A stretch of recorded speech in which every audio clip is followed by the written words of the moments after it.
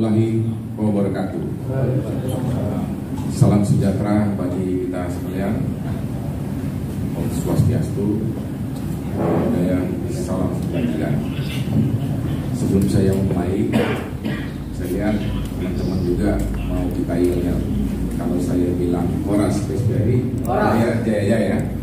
Horas Esperi, Jaya. Kan udah semangat lagi kan. Udah jam segini, sedikit lagi pada kosong perut. Tapi izinkan saya untuk menyampaikan sedikit masukan, saran dan lain-lain kepada teman-teman. Pertama-tama saya mengucapkan salam hormat kepada Pak Manik yang dituakan di tempat ini. Yang saya hormati juga Pak Puju, Ketua DPD. Yang saya hormati Sekretaris dan Bendahara, serta spesial kepada teman yang senior di SPRI Sumut, Ibu Lis. Tapi saya nggak lihat ini Pak Oti tadi ada, sudah pergi. Dan yang saya hormati para tamu dan undangan, serta teman-teman SPRI se-Sumatera Utara. Saya tadi begitu sampai ya kan, hujan bertanda baik, hujan berkat buat Sumatera Utara. Dan ketika berbincang-bincang dengan teman-teman, banyak hal yang kita sampaikan, terutama juga ketika ada informasi bahwa ada undangan. Dan justru saya bangga kalau dari undangan pemerintah tidak hadir, itu tandanya bahwa SPRI sini masih sangat independen. Karena biasanya kalau tamu dari gubernur atau dari siapapun hadir, itu ada endorsement, ya kan? Nanti kalau tidak hadir, berarti teman-teman pengurus ini independen. Tepuk tangan dulu buat teman-teman. Saya mengukurnya dari situ. Dulu di Sulawesi Utara waktu saya bikin pelantikan pun seperti itu. Mereka tidak mengundang spida dan pejabat, jadi independen. Benar-benar menjaga independensi. Beberapa tahun lalu ya, saya lupa, saya pernah juga bikin pelantikan di Sumatera Utara, di Medan, pengurus. Jadi dinamika kepengurusan SPRI di Sumatera Utara luar biasa. Ini sudah pergantian yang ketiga. Namun dengan adanya satu pergolakan, akhirnya muncul satu tokoh pemersatu, Pak Burju ini luar biasa mempersatukan kepengurusan.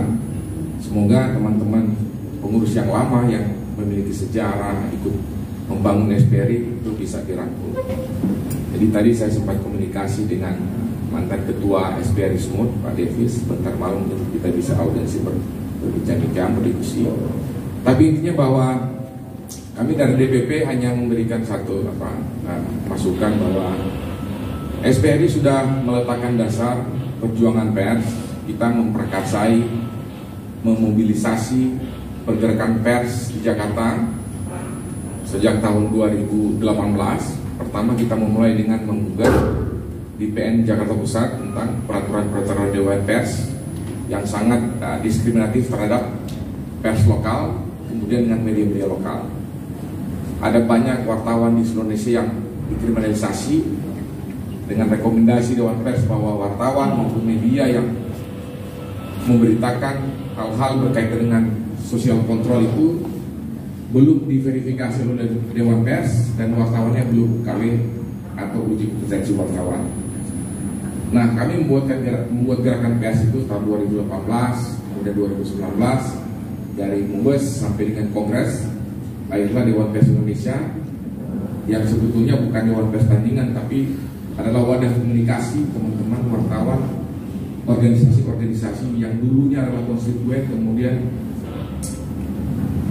terjadi peristiwa 2009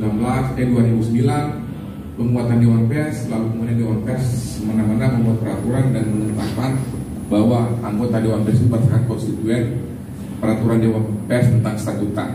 Nah, dari situlah berawal terjadi kriminalisasi pers di mana-mana sejak 2009. Kemudian SPRI melihat bahwa persoalan yang utama tentang uji kompetensi itu ada pada standar kompetensi. Maka SPRI di tahun 2019 sampai dengan 2020 kita menyusun standar kompetensi, lalu kemudian disahkan oleh Kementerian Ketenagakerjaan RI, karena di Indonesia standar kompetensi yang disusun oleh Dewan Pers itu tidak dianggap standar karena bertentangan dengan kerangka kualifikasi kerja nasional Indonesia atau KKN. Nah, SPRI memulai itu, membangun sistem yang benar bahwa sertifikasi kompetensi harus melalui Kementerian Ketenagakerjaan RI, dalam hal ini adalah Badan Nasional Sertifikasi Profesi. Nah, karena di Indonesia belum ada standar kompetensi, maka SPRI memulai itu. Keluarlah standar kompetensi kerja khusus.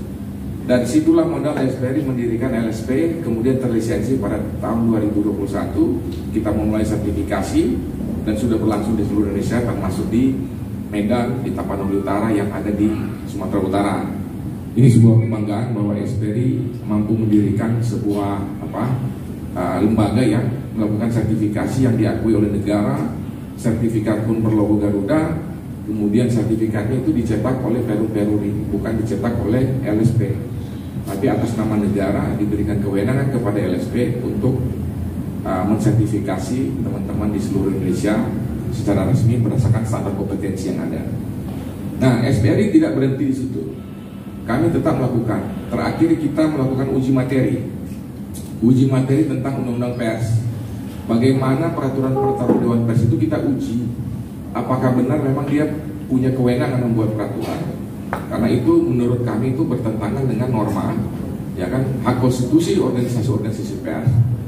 Meskipun bahwa uji materi itu kita ditolak, tapi ada dasar pertimbangan mahkamah bahwa Dewan Pers itu fungsinya di pasal 15 ayat 2 huruf F itu memfasilitasi organisasi pers dalam menyusun peraturan. Itu artinya Dewan Pers tidak boleh menentukan sendiri si peraturan. Bahwa kata memfasilitasi itu adalah sebagai fasilitator. Itu penegasan yang disampaikan oleh Presiden Republik Indonesia ketika menjadi pihak terkait. Kemudian dari pihak DPR RI juga memberikan satu keterangan yang menjadi dasar pertimbangan untuk menolak gugatan kita uji materi itu, bahwa sejak 2020 sampai dengan sejak tahun 2000 sampai dengan 2020 organisasi pers yang memilih anggota Dewan Pers itu ada 40. Faktanya SK Presiden terakhir tahun 2022, periode 2022 sampai 2025 itu hanya 11 organisasi pers. Berarti di situ ada satu pembohongan publik, dan kemudian sebetulnya status Dewan Pers itu status quo, tapi belum ada organisasi yang melakukan gugatan di Petun karena mungkin masanya sudah lewat. Tapi pemilihan berikut tahun 2025 itu seluruh organisasi yang berbadan hukum itu wajib dilibatkan. Karena ketika tidak dilibatkan itu berpotensi digugat di PT UN. Nah, itu yang kemudian terakhir yang dilakukan oleh SPRI. Saya sebagai salah satu yang melakukan permohonan. Nah, dengan demikian bahwa kita sudah meletakkan dasar, SPRI melakukan perjuangan. Perjuangan itu untuk membuat sistem bahwa SPRI ini adalah organisasi yang berdiri sejak 98, kemudian diterbitkan SKT oleh Kemendagri tahun 2000, lalu kemudian berproses sampai sekarang ini, bahwa itu proses yang sangat panjang. Ketika saya terpilih sebagai ketua umum di 2012, kemudian terakhir kita Munas 2023, saya masih diminta untuk masuk ke periode ketiga. Sebetulnya sudah tidak bersedia, tapi karena mayoritas suara teman-teman DPD, kebetulan juga anggaran dasar tidak membatasi, saya akhirnya menerima tanggung jawab itu untuk memimpin kembali 5 tahun ke depan sampai 2028. Intinya bahwa dari kami DPP melihat dinamika dan semangat teman-teman di Sumatera Utara membangun SPRI luar biasa, ya kan? Jadi perlu mungkin ada rekonsiliasi, merangkul teman-teman pengurus yang lama yang pernah berkontribusi untuk membangun organisasi ini, ya kita bangun bersama. Pada intinya bahwa kita ingin membuat satu kebijakan atau satu program yang dapat meningkatkan kualitas. Kalau kita bicara pers tentu tugasnya itu sangat mulia dan sangat penting bagi masyarakat, yaitu social control.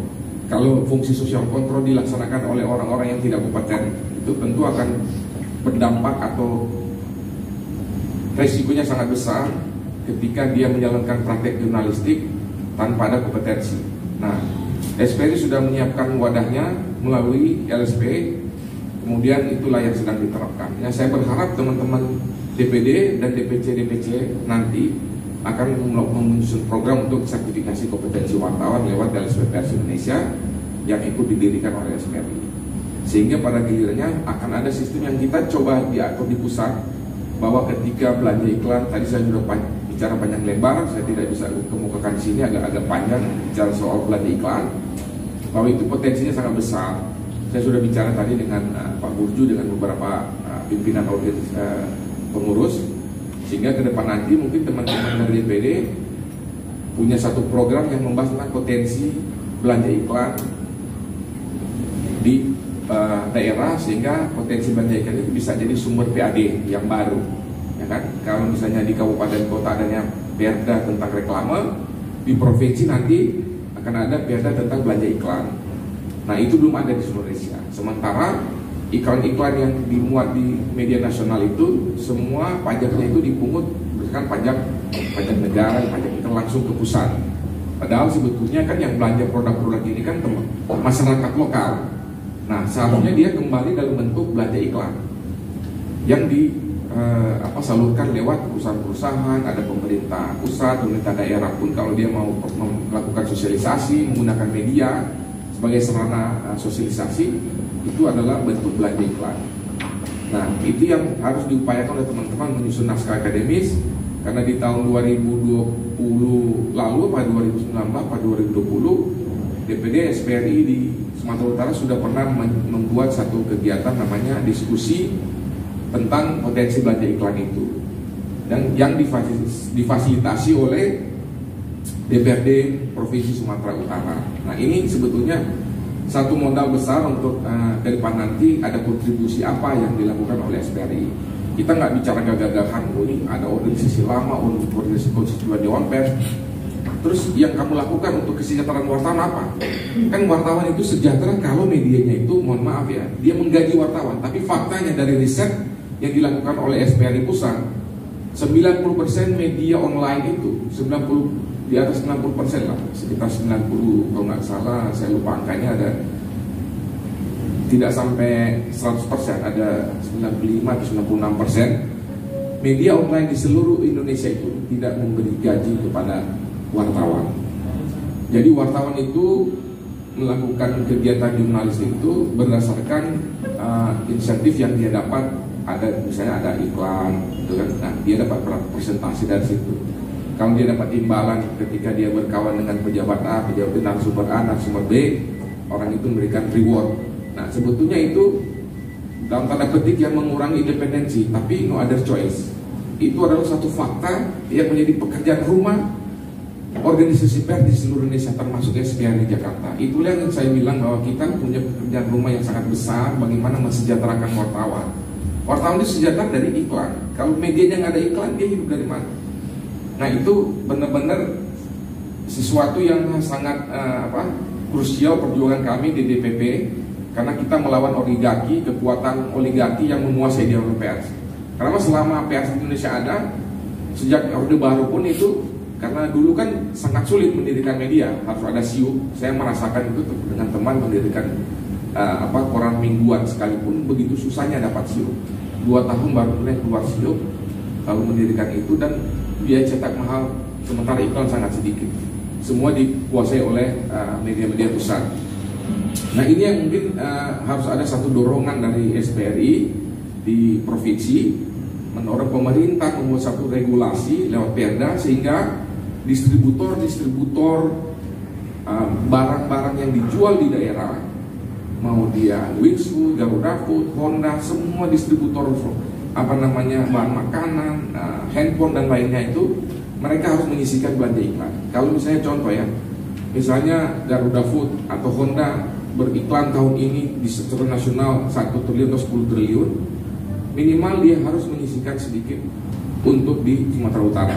Nah, saya berharap ini menjadi pilot project karena sudah dimulai di sini. Dari seluruh Indonesia baru memulai melaksanakan diskusi tentang potensi belanja iklan menjadi PAD itu baru Sumatera Utara dan Riau. Tapi di Riau penyampaiannya dan materi serta pengelolaan isu ini salah. Tapi yang paling benar ini di Sumatera Utara karena DPRD setempat sangat mendukung. Nah, ini akan menjadi potensi media-media mendapatkan belanja iklan. Ketika dia dapat belanja iklan, berarti media-media di sini akan sejahtera. Wartawannya akan secara profesional akan dihargai, ya kan? Tapi bukan berarti bahwa saya mengatakan media-media ini tidak mau menggaji, bukan. Tapi ini fakta yang terjadi bahwa kita mendirikan media begitu mudahnya. Jadi teman-teman SPRI, ketika memang ini sudah fakta, sudah menjadi satu kejadian atau kondisi yang terjadi di pers Indonesia, tentu adalah pekerjaan bagi teman-teman DPD maupun DPC merangkul media-media yang begitu mudahnya didirikan untuk supaya membina mereka, meningkatkan kualitas lewat apa? Iklan. Kami di DPP sudah membentuk sebuah lembaga, nanti akan berkolaborasi dengan Cybers Academy. Kita sudah membuat platform yang berbentuk digital. Kalau ada wartawan pemula, dia bisa download di situ atau dia berdasarkan aplikasi. Kemudian dia bisa belajar dalam sekian bulan. Setelah dia paham, kemudian dia bisa dapat sertifikat lalu ikut SKW. Nah, selain itu di tim kami di DPP kan terdiri dari sebagian besar itu wartawan-wartawan profesional yang bekerja di media-media nasional. Ada yang di RCTI, ada yang di MNC, ada yang di CNN, ada yang di TVRI dan lain-lain. Nah, mereka ini adalah calon-calon instruktur di seluruh Indonesia. Nah, mereka sedang membuat program mendorong teman-teman DPD, DPC untuk membuat program pelatihan berbasis jurnalistik TV, mobile journalistik. Nah, sistem pelatihan nanti itu wartawan yang saat ini kan lebih mulai bergeser dari online kemudian ke digital TV, ya kan, memainkan handphone, lalu kemudian dari handphone dengan standar bagaimana Anda menonton RCTI, TV One, Metro TV. Teman-teman dari DPP itu akan mengajari seperti itu. Produknya berbasis nanti hasilnya itu standarnya standar broadcast. Saya sendiri dulu pengalaman menjadi pemimpin redaksi di Pasifik TV. Background saya pernah di harian, pernah di online, dan pernah juga di TV dan koran harian. Nah, dan pernah mendirikan media. Nah, jadi sekarang ini kan lagi sangat booming itu mobile journalistik, ya kan? Orang sering mengambil video, ya kan? Nah, citizen journalism ini tidak bisa dibendung. Dulu almarhum Ketua Dewan Pers Azumardi Astra, begitu dia terpilih, dia melihat bahwa citizen journalism ini itulah satu kondisi yang tidak bisa dibendung, sehingga harus di cover oleh Dewan Pers, kemudian dibina agar tidak menyimpang. Karena kan banyak terjadi penyimpangan praktik jurnalistik oleh citizen jurnalis. Nah, SPRI di Sumatera Utara maupun di DPC itu harus melihat itu, bahwa itu sebuah peluang dan tantangan untuk melakukan penertiban agar jangan sampai terjadi kesalahan praktek penyimpangan praktek jurnalistik di daerah. Karena banyak warga yang kemudian melakukan praktek jurnalistik tapi tidak menggunakan rambu-rambu atau kode etik jurnalistik yang benar. Nah, mereka itu bisa diarahkan ketika berkolaborasi, bisa jadi kontributor, diberikan edukasi, meskipun misalnya dia tidak kemudian menjadi wartawan, tapi harus ada juga edukasi kepada mereka. Nah, pada akhirnya saya mengucapkan selamat kepada pengurus. Semoga amanah ini bisa berlanjut dan semakin solid, tidak lagi ada perpecahan. Kata tadi saya berdiskusi waktu diantar dari bandara ke sini, ketua, sekretaris dan bendahara sudah melakukan menyatukan komitmen bersama untuk tidak ada dusta katanya di antara kita. Nah, itu bagus ya, sehingga pengurus SPRI Sumatera Utara pasti akan jaya, berkembang, dan akan memberikan kontribusi yang sangat positif bagi kebutuhan masyarakat tentang informasi. Saya kira itu yang dari kami. Wabillahi taufik wal hidayah. Wassalamualaikum warahmatullahi wabarakatuh. Shalom.